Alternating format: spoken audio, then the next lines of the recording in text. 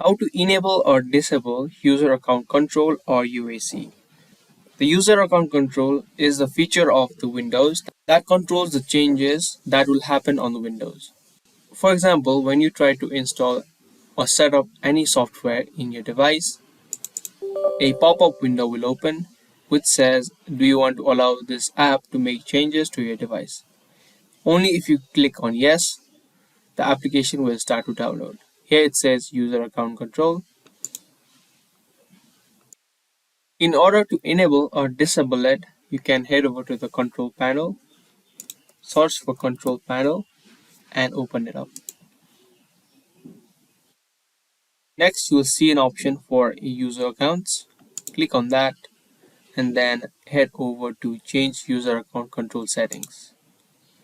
By default, it will be currently set here. Now, if you want to disable it, you can slide it down, which says never notify me when apps try to install software and I make changes to Windows settings. So after you do this, the application, when you try to install application, it will no longer notify you.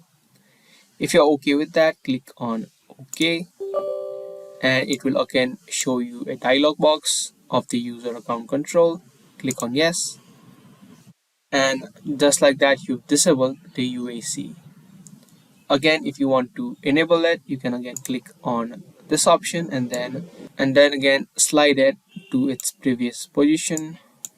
You can click on OK, and your UAC will again be enabled. So that was the process on how you can enable or disable user account control on Windows.